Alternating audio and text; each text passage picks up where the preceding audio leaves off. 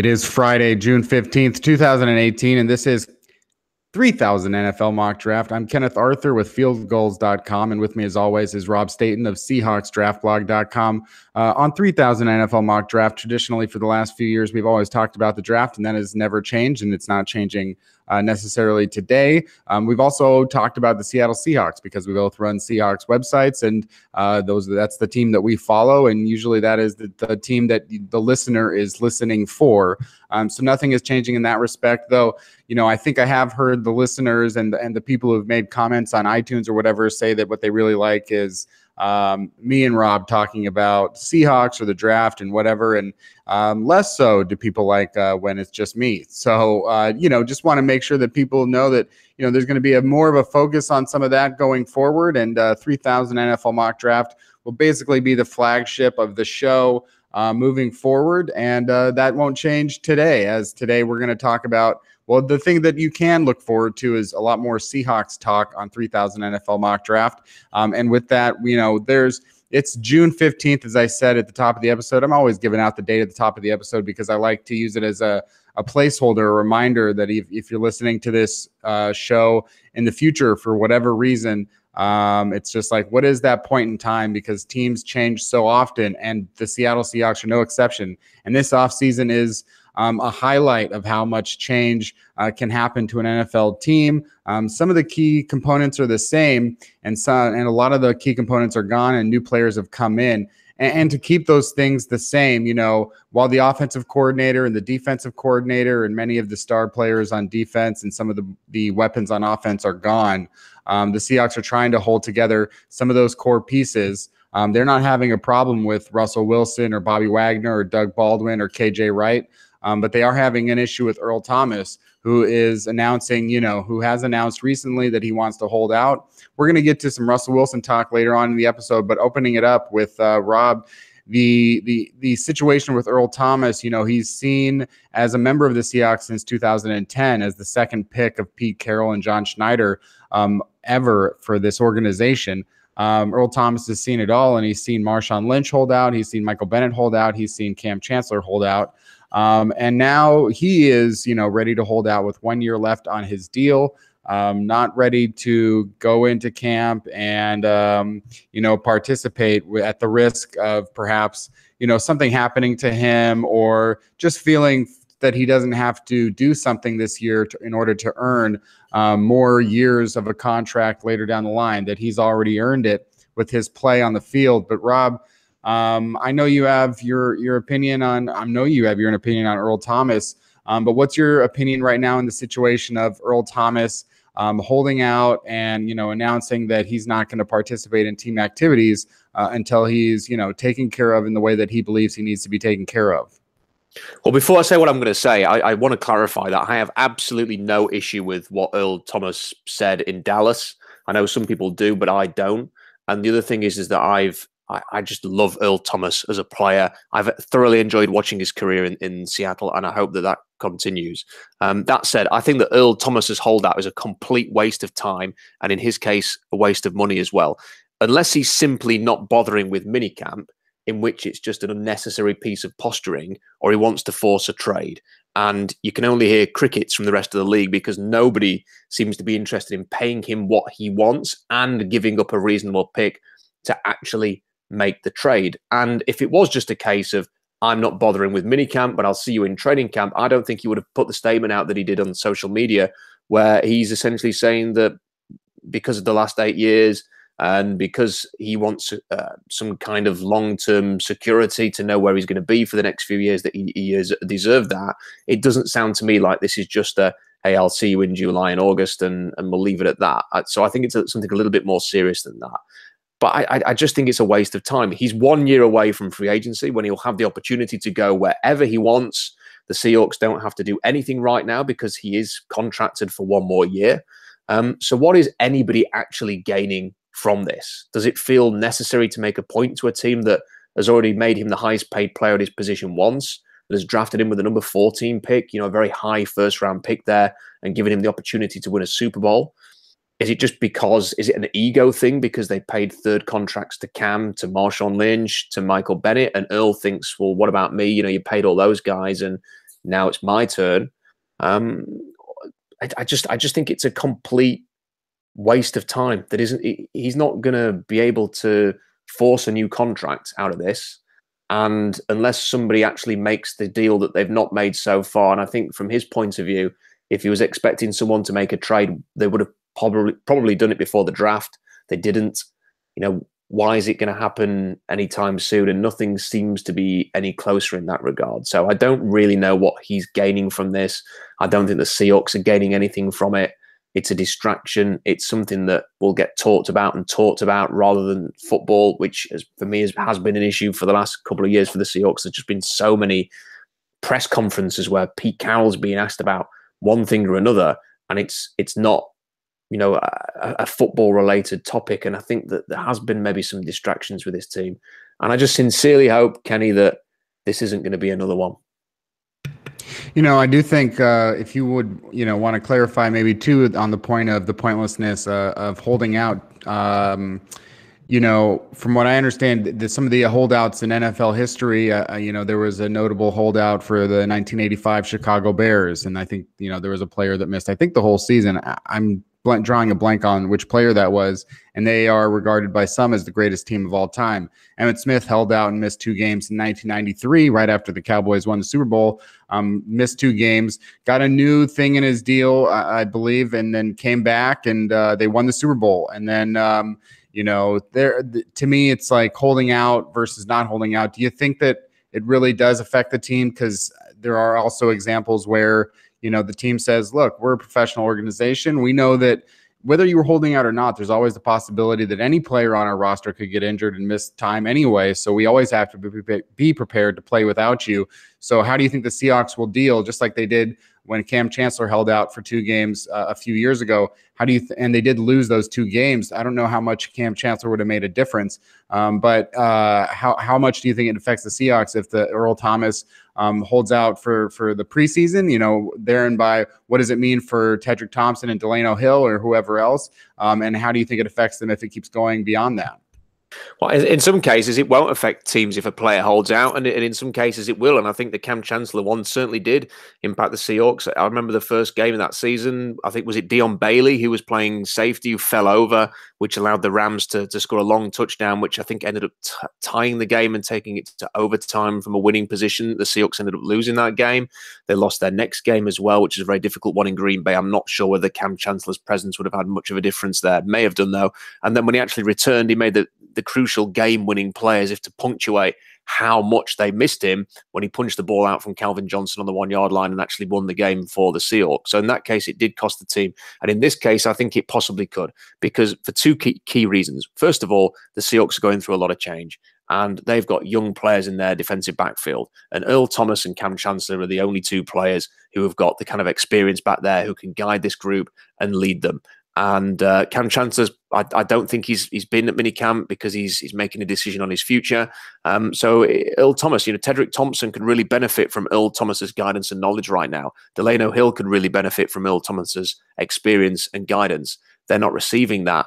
And, you know, the other thing is that Pete Carroll this year has really, really been proactive in trying to get the message of getting everybody all in and no distractions and competition and focus and resetting things back to where they were in 2011.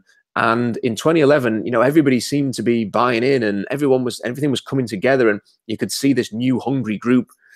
And it just seems to me like a holdout right now is the last thing that kind of undermines the message of everything. And Earl Thomas will have his friends in the locker room who have sympathy with him, or he's talking to them, and maybe some of that angst, if he has got an issue, is coming across in that, and it can undermine an attempt to make this a very competitive group. I'm not saying that it definitely will, but it could do. And I just think that generally in the past, holdouts have been successful, but not in the recent history. What generally happens is players, you know, they say they're going to hold out. There's not a solution in terms of a new contract. It's very rarely a trade. And then they either decide they're going to come back when the money starts going out of the pocket at training camp, or just before the season starts so they don't miss any time. Aaron Donald been a key example of that. Eventually the players cede and they go back to the teams. It just seems to cost the players money, doesn't actually get anybody anywhere, and makes it a complete waste of time. And just one quick final point on this, players sign contracts with guaranteed money. So they make agreements based around, you're going to get this much guaranteed. So when teams say, we don't have to pay you because there's 1 year remaining on your contract, or we're going to cut you and pay dead money, really all they're doing is abiding by the terms of the contracts. So I don't really know what the motivation is of the players or what kind of guidance they're getting, because the Seahawks have carried a lot of dead money because they've, by the terms of the contract, said, if we're going to cut you at this point, we owe you X amount of money and we're going to have to pay you that money still. So they're all, the contracts are pretty watertight. I don't really know. I couldn't turn around to my employee tomorrow and say, well, actually, I've had 8 years of great service. I've done a great job. I'm not coming into work until you give me a pay increase. And I don't really see what the difference is here. Earl Thomas has had a fantastic Seahawks career. The Seahawks have been as good for Earl Thomas as Earl Thomas has been as good for the Seahawks.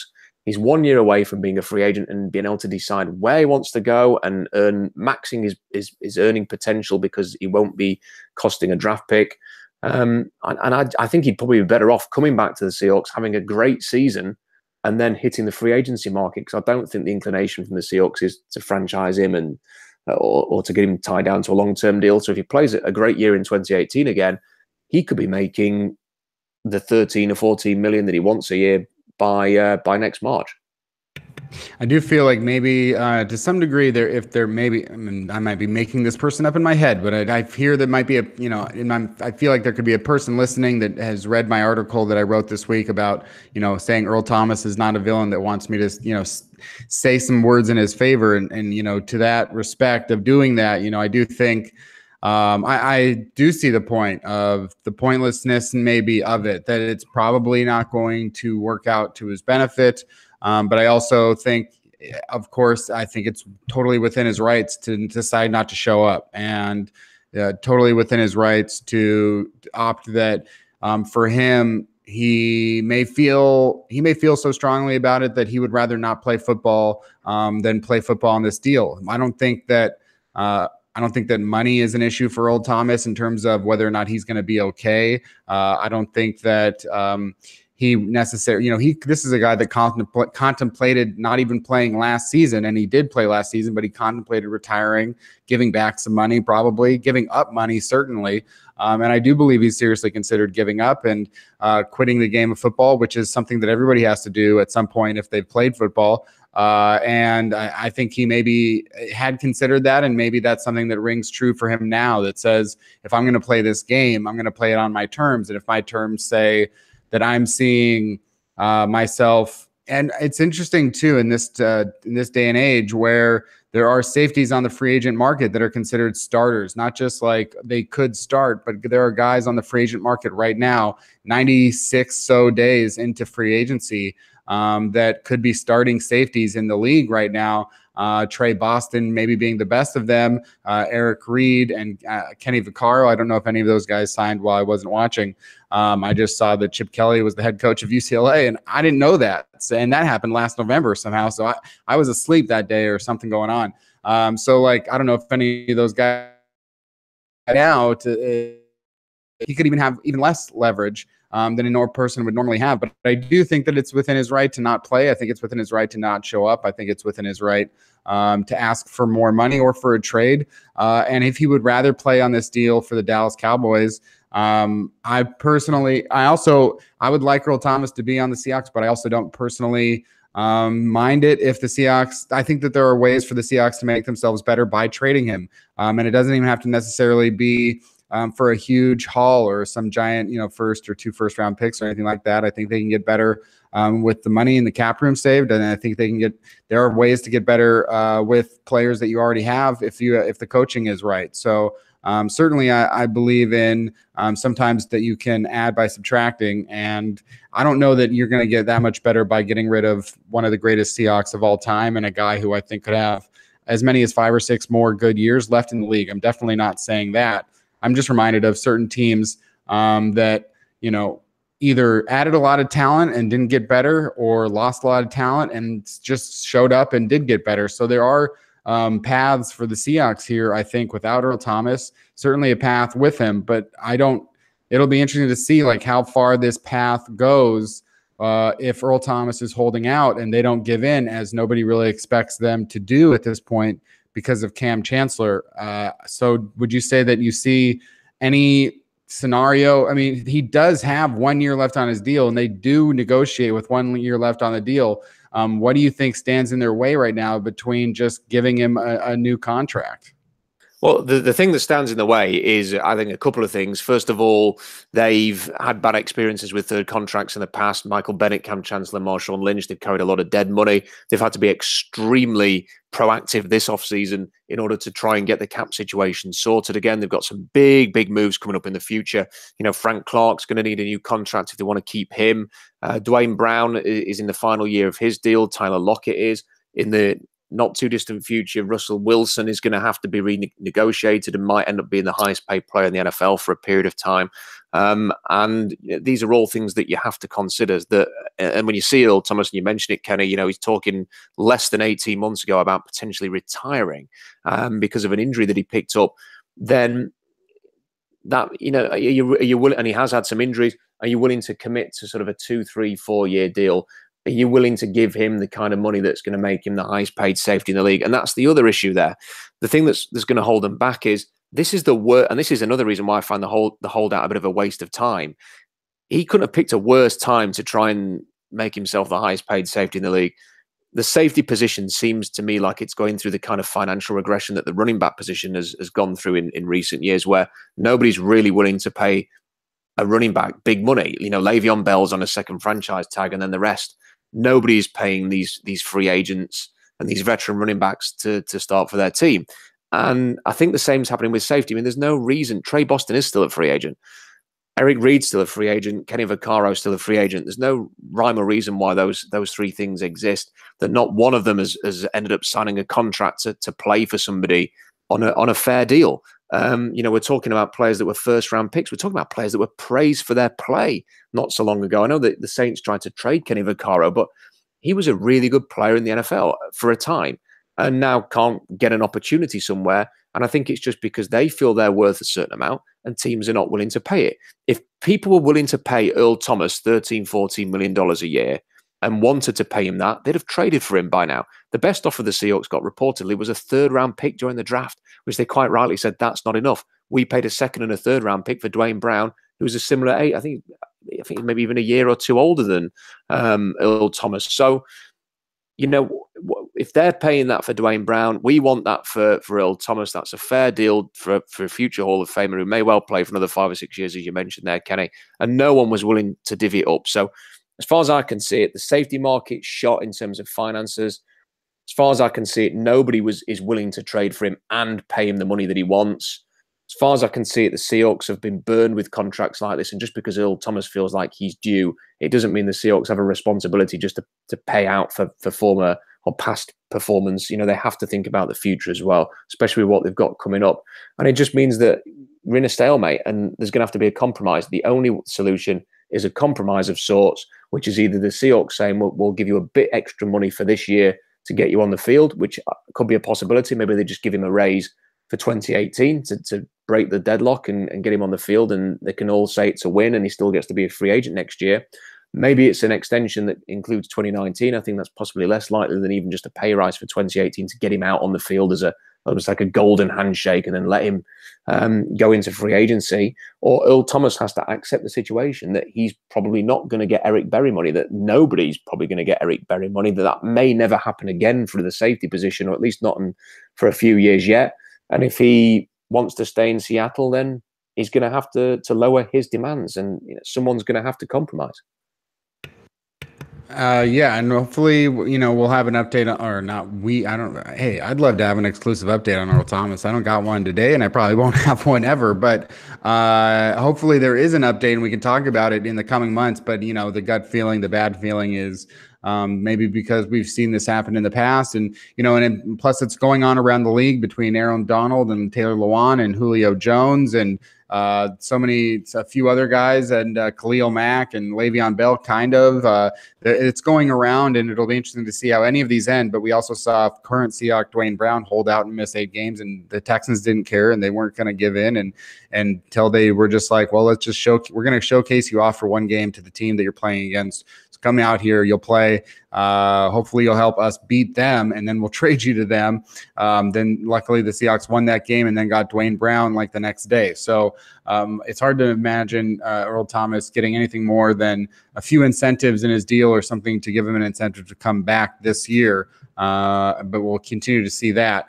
We want to, use the rest of the time on the show to talk about the centerpiece of the Seahawks on offense, certainly, and most likely, basically the face of the franchise and, the most talked about guy I know for sure on field goals, and for good reason. I think this is still a quarterback-driven league, and of course, I'm talking about Austin Davis. So let's talk about first the guy ahead of Austin Davis, I guess. Russell Wilson has, been in the NFL since 2012, so he's put together 6 seasons in the league, and they've been very interesting 6 seasons. He's 4 Pro Bowls. Sometimes he does this, and another time he'll do that. Sometimes his strength is running. Sometimes his strength is, passing. Sometimes it's the zone read, or it's not the zone read. It's been an interesting ride for Russell Wilson, but all 6 of those years come under Darrell Bevell, and that'll be a change going into next year. But starting just on, as I said at the top of the episode, as I say at the top of every episode, that's not always the same date, but I did say at the top of this episode that it's June 15th, 2018. Rob, on June 15th, 2018, where would you rank Russell Wilson in the pantheon of NFL quarterbacks? I mean, in terms of how the Seahawks are set at quarterback right now, not the positions around the quarterback, but how they are set at quarterback, the guy that's running that show. And, a quarterback has to be a truly great elite quarterback, has to be transcendent from team to team, from offensive coordinator to offensive coordinator. So with Russell Wilson, we know who the elites are to some degree. Where do you think Russell Wilson stands headed into 2018 right now in the middle of the summer among the pantheon of those great quarterbacks? Well, obviously he's very close to the top. I think that I personally would put Aaron Rodgers at number 1, and then you'd have Tom Brady probably just behind number 2. And then I think probably Drew Brees follows after that. And then I would put Wilson probably in the next tier, which is alongside your people like Matt Ryan, I guess, and possibly Carson Wentz if he can get back to where he was. That he's kind of in that next group. You maybe got an elite 3 and then the rest. But I think the one thing that Russell does provide is he's not like any of the other quarterbacks. He's a magical player, and he's not going to be functioning in an orthodox way from a structured offense and doing the kind of things that you do see Brees and Rodgers and Brady doing. It's that ability to create and make something out of nothing, which is the sort of unique aspect that he brings. And I think it makes him the ultimate playmaker in the NFL. Alongside, you can have someone like Aaron Rodgers, who's also going to be obviously worthy of such a title like that. But Rodgers, as much as he scrambles and keeps plays alive, is more of an orthodox quarterback. And I think Russell Wilson's just got that X factor, that ability to just, when you least expect it. The play in Arizona to Doug Baldwin last season is a great example of that, which, in no way should that have been a huge gain in yards from a pass from Russell Wilson to Doug Baldwin. And it ends up being one of the plays of the season just because of the magic that Russell Wilson provides and that chemistry that he has with someone like Doug Baldwin. So I think he's right up there. I do think that the fact that the new coordinator, Schottenheimer, has an opportunity to coach an offense with someone who is so creative as Russell Wilson is going to, I think he's going to prove a lot of people wrong, or at least the performance of the offense will prove a lot of people wrong. I think it's very easy to judge Schottenheimer playing from a very orthodox offense with a very orthodox, bang average, if not worse, quarterback in Mark Sanchez and say, well, look, this team didn't play very well. It didn't put up the big numbers, but it was Mark Sanchez. They didn't have great weapons. They had a running game, which included a very old LaDainian Tomlinson. And what has Schottenheimer got now? He's got, a really creative quarterback. He's got the relationship between the quarterback and the receivers. There's a fresh start on the offensive line. They have got a very veteran left tackle now and a veteran center. A new voice there that a lot of people have called for, with Tom Cable moving on and Mike Solari coming in, and hopefully a new running game. And if they can get the running game to support Russell Wilson, if the Seahawks can run the ball again, and they've put a lot of resources into improving the running game this offseason, that's been a major focus. If they get that running game going again, get the play action going again, then Russell Wilson can have, he could easily have the best year of his career this year. I mean, yeah, let's, discussing some of those changes. What is, I want to eventually get to this question, which is, what is the ideal, or what is the ceiling of the Seahawks offense in 2018? Because I think initially the first gut reaction that someone may think of when they hear that question, like, what is the ceiling for the Seahawks offense, based on what they saw last season, based on what they perceived to be a terrible offensive line, based on losing Jimmy Graham and Paul Richardson. But when you look at it perhaps from a different perspective and say, okay, well, let's take Russell Wilson out of the equation, let's take Brian Schottenheimer out of the equation, let's even take Mike Solari out of the equation, and just see what else is going on, because we know that, like, Wilson and Schottenheimer are really going to be the driving force, but it's really a matter of how's the car run. And when you look at the car, they've upgraded at running back, perhaps not only by drafting a first-round pick with Rashad Penny, but getting back Chris Carson, who's purportedly put on 10 pounds and looks to be one of the best guys in camp, apparently. And then if you look at the tight end position as it is, certainly it does not have the receiving prowess of Jimmy Graham, who as a receiver at the tight end position is a Hall of Famer. Is he a Hall of Famer actually? I would say no, but as a receiver, certainly one of the greatest to ever do it at that position, top 5. But they don't have that, but instead they're going to be opening lanes, maybe blocking better, certainly blocking better with Ed Dickson, potentially Will Disley. I don't want to say Will Disley is a great NFL blocker. I don't want to say that any rookie is a great NFL anything. Let's see them play first, because I think we've seen similar disappointment from Nick Vannett to this point. And maybe even the ceiling of Nick Vannett has not been begun to be reached for. And then on the offensive line, the difference between Rees Adiyambo and Dwayne Brown, it's likely measurable, and that measure will be super wide. And you have to respect the fact that they could be getting a huge upgrade at left tackle from the onset of things. If Brown can stay healthy, as you said, Justin Britt, another veteran. I think DJ Fluker has opportunity to really build on some of the stuff that he did do with Mike Solari and the New York Giants last year, and he is a nice veteran presence as opposed to Ode Abushi, who, for all intents and purposes, could be a great guy and a great teammate, but did not have that sort of veteran presence and leadership that I kind of read about from DJ Fluker in some of the articles that I've been reading about him this year.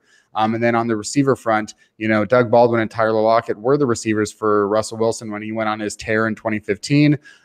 Potentially, we don't know what it'll be of Jerron Brown and Brandon Marshall and Amara Darboh and David Moore and so on. But at the ceiling of it, it seems like the Seahawks have a long way to go in terms of how far they can get much better from last season. Because on the ceiling of it, it seems like, hey, I'm looking on paper, the offensive line can be pretty good. I'm looking on paper and, Doug Baldwin is a great receiver and Tyler Lockett's had potential. And I'm looking on paper and I'm saying this blocking is going to be better at tight end. And I'm looking on paper and I'm said, these running backs are going to be way better than Eddie Lacy and Thomas Rawls.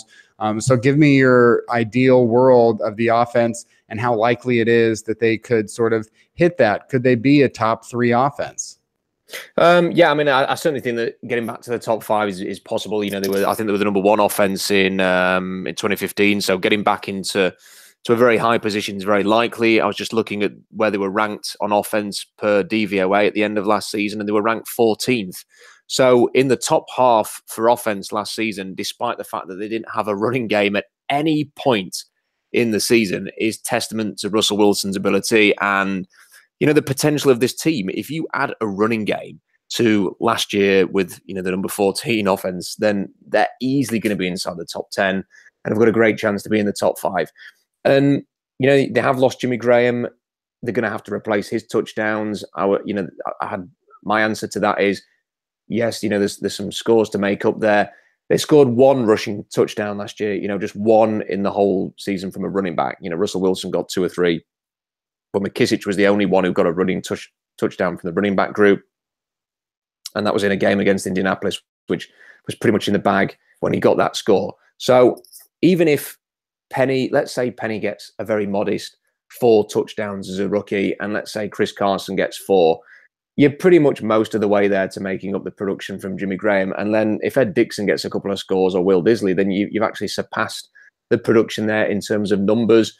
Paul Richardson's touchdown, he didn't score that many. I think Brown, who they brought from Arizona, had a very similar touchdown total last year for Arizona, despite the fact that Carson Palmer missed a large chunk of the season.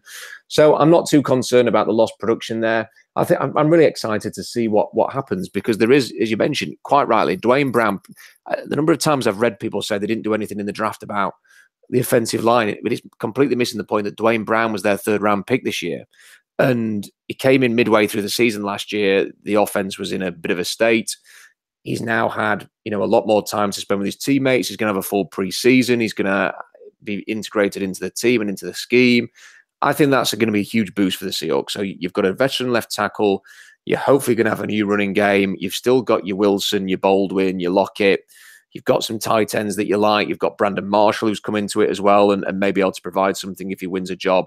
So I think the optimistic view is the right one to take right now. It's June. There's no reason to feel pessimistic about this.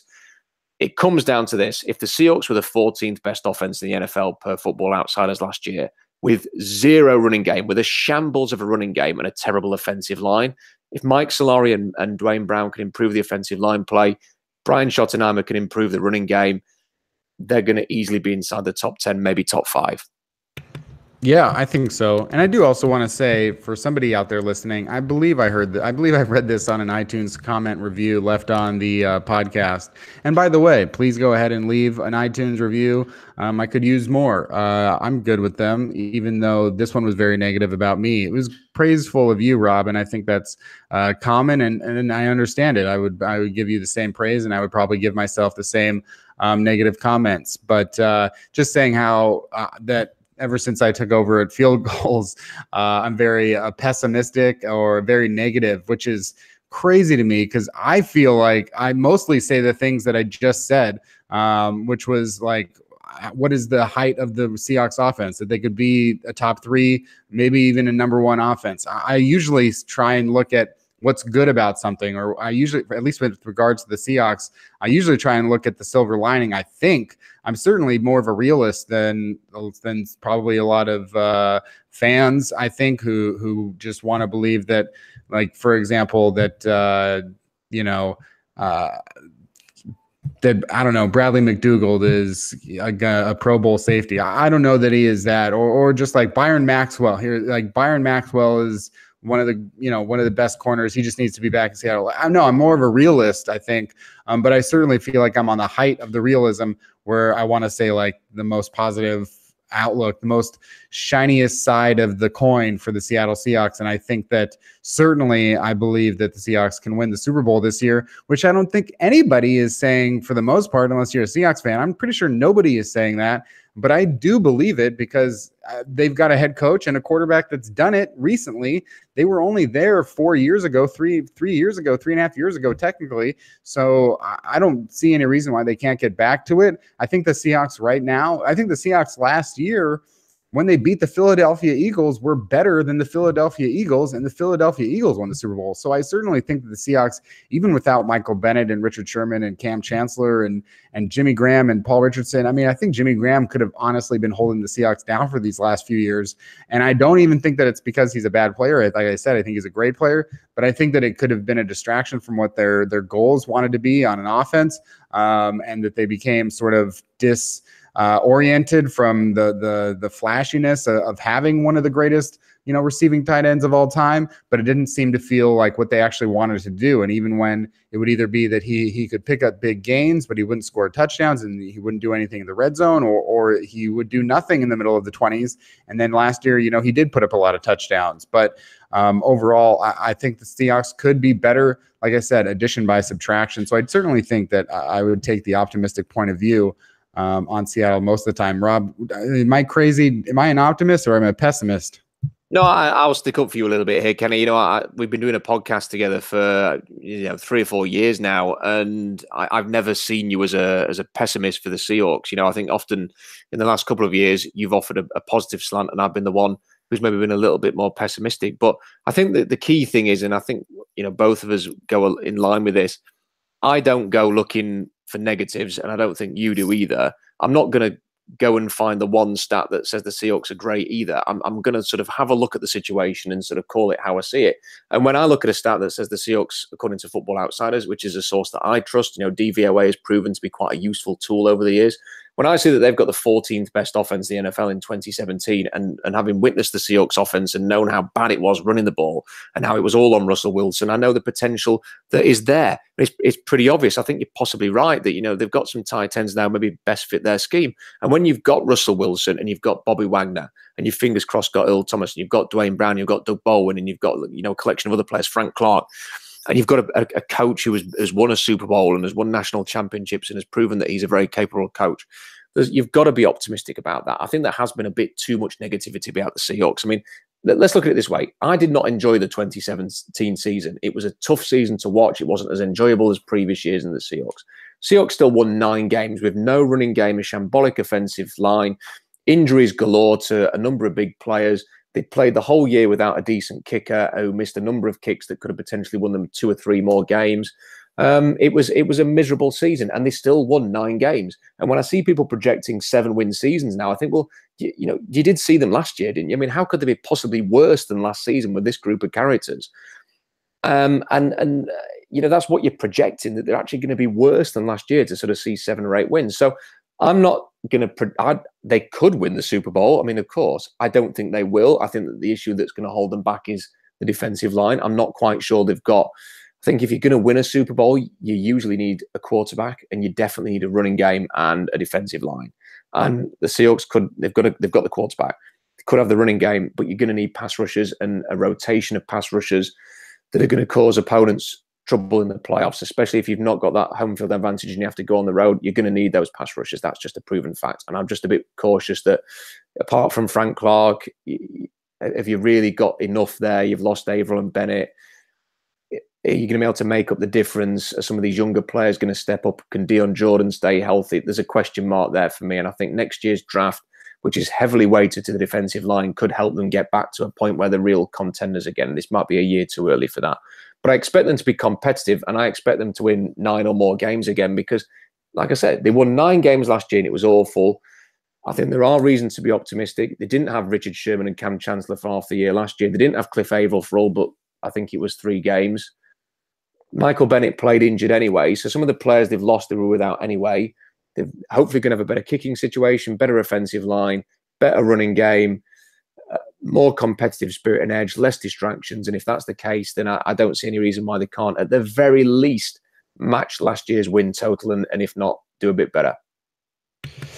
Finally, just want to focus on one more aspect of Russell Wilson's game that obviously has been a portion of his game for his entire football career, which is the rushing. And it's something that we sort of don't talk about as much because he is a quarterback and because, when we talk about quarterbacks in general, we aren't used to discussing them as total offense. We're used to discussing them as passers because that is what they do the majority of the time. We don't live in an era of football in the NFL, at least sometimes in college. We don't live in an era in the NFL when the quarterback is expected to be a primary runner. But with Russell Wilson, 95 carries last year. He typically averages around 90 to 100 carries. And on those 95 carries, 586 rushing yards, 3 touchdowns, 6.2 yards per carry. Huge improvement from where he was at in 2016 when he was injured more so than he was last year. But in 2014 being the height of his rushing game when he led the NFL in yards per carry at 7.2, had 6 rushing touchdowns. All of this coming under Darrell Bevell. And I'm also just noticing, just because it's under the rushing totals, Russell Wilson had a career high 14 fumbles last season. And he had 15 fumbles in 15-16 combined. So he had almost as many fumbles last year as he had in the previous 2 years combined. I don't know how much of that how many of those fumbles actually came on him running. It may have been none of them because most of your fumbles as a quarterback obviously happen as you get sacked.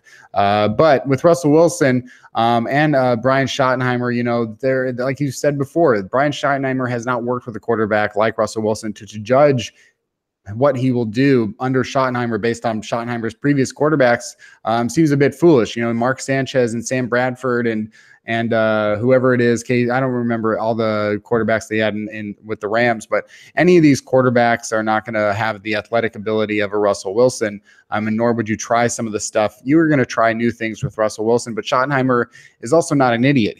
This is a guy that is a bloodline NFL coach. He has been studying football from before most of us had even ever watched a game with our dads, and he knows what he's talking about, even if you don't think he's a good NFL coordinator, because hey, that happens. That happens to the best of us. We study things in all fields and it ended up just being not our talent. But Schottenheimer, he's done well enough to get to this point, because trust me, coaches have kids besides Brunch.